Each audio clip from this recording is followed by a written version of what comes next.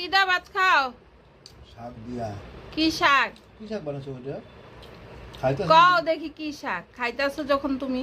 বুঝতেছি না এখন যে এটা কি মূলা শাক নাকি বুঝে হইতেছে মনে মনে তো মূলা শাক খাইতাছো বুঝতে পারো না এটা কি শাক? টেস্টটা কিছু বুঝতেছি না কেন এমন তো কিছু দেই না এটার মধ্যে। টেস্টটা ওরকমই লাগতেছে টেস্টটা বুঝে হইতেছে না টেস্টটা আলাদা টেস্ট হয়েছে আর যে মাছের গামলাটা পুরা নিয়ে বসে তুমি সব মাছ কি খাইবা?